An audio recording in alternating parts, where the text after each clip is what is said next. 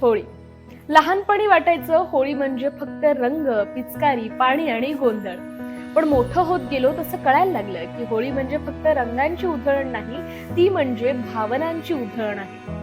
आपल्या आयुष्यातही किती रंग असतात ना, कधी प्रेमाचा, कधी आनंदाचा, कधी विश्वासाचा आणि कधी कधी हेच रंग आपल्याच नकळत फिके पडत जातात.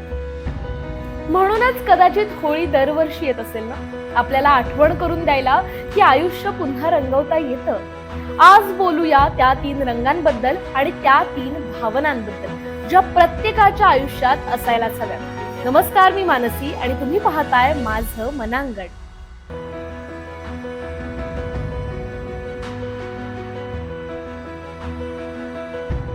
पहिला रंग लाल. लाल रंग फक्त गुलालाचा नाही हा, तो आहे मनातल्या प्रेमाचा रंग.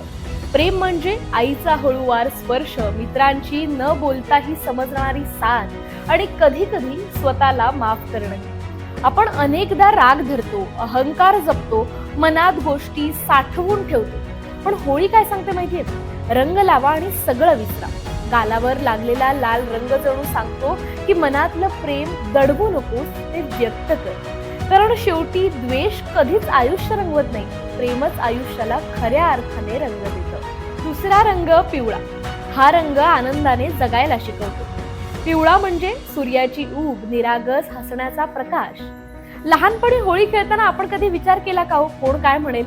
आपण फक्त हसायचो, धावायचो आणि त्या क्षणात जगायचो. पण मोठं झाल्यावर आपण जास्त विचार करायला लागलो आणि आपण कदाचित तेव्हाच आनंद हरवून बसलो. पिवळा रंग आपल्याला सांगतो थोडंसं परत लहान हो. आयुष्यात आनंद शोधण्यासाठी मोठ्या कारणांची गरज नसते, कधी कधी एका रंगाच्या स्पर्शानेही मन उजळतं. आणि शेवटचा तिसरा रंग निळा.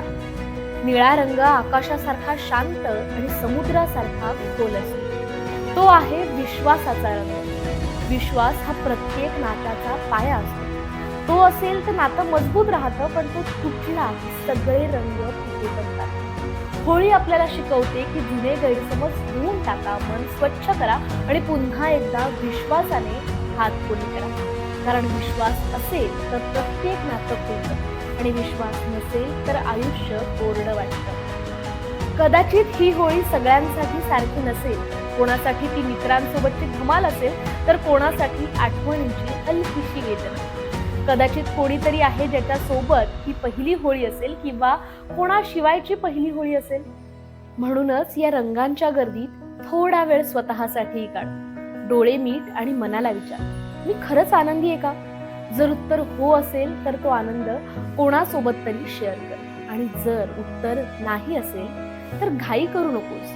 हळूहळू स्वतःच्या आयुष्याला रंग भरायला सुरुवात कर. कारण होळी आपल्याला एकच गोष्ट शिकवते, रंग बाहेरून येत नाहीत, ते आतून उमलतात.